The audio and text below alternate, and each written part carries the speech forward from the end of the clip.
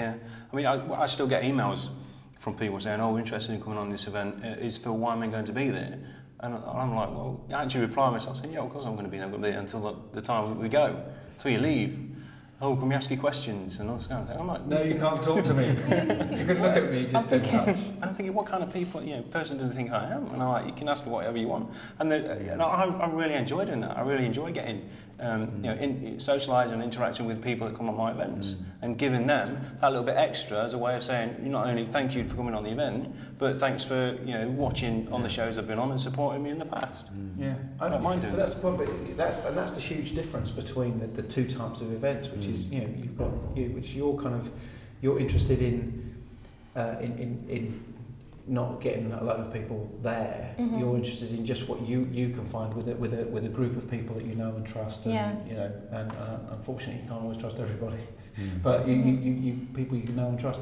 Like with yours, it's that point of getting other people out there who wouldn't normally have the opportunity to do a paranormal investigation, and it's almost like to the masses to do it properly. Because again, I know of so many that will throw out 100 people at a time to do an investigation, and we never do that. Well, you can't. There's no way you can't.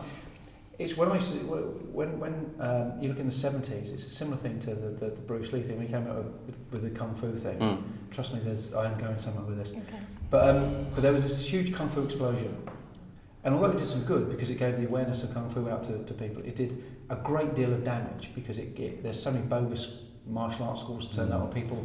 I mean, we've all heard stories of the guy in the pub saying, "I'm a black belt in kung fu," which there aren't black belts, they're black sashes, but I'm a black belt in kung fu, and so watch me, and just get beaten up by a 5-year-old child, and that did a lot of damage, and that's a similar thing, I think, to a lot of the paranormal groups who are going out and doing a lot of damage to the ones that really are doing good work. It is. And again, I'm always saying we never max out our events. Why would we? It's not ethically correct. I'm certainly not in it to make millions and millions of money from it, millions of quid from it. But this is the money thing. Yeah. See, this is something that I'm asked a lot about money. Should people make money out of it? Yes. Of course you should. You have mortgages. It's just a point of like doctors charge money to save people's lives. Everyone has an outgoing that has to be paid for.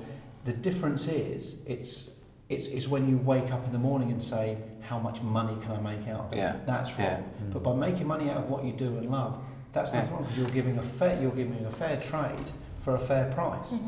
And people can't expect more than that. And I know a lot of people out there who no one's ever heard of who charge a dime more than you do for things, and get people there. Yeah. And the trouble is, we get lots of phone calls, lots of emails from people who complain about paranormal groups, and some of them are very well known paranormal groups.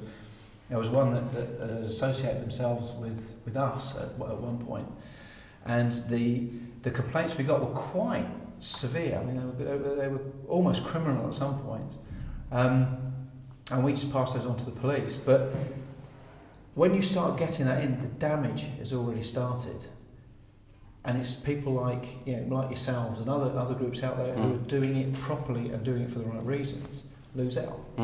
Yeah, it does. It has a major effect. People probably don't think it does, but it does. I mean, again. Going back to the locations not letting us in because they've had a dodgy group in there and that kind of thing. And just going back to the point where you mentioned should you charge for it, that kind of thing. Again, people perhaps don't see that each location we do have to pay a fee for. Absolutely. We have to pay a fee for.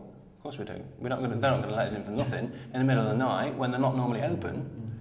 I'll tell you what, to talk about not opening, we've got to close down for a couple of minutes for a commercial break, but please join us, we won't be long.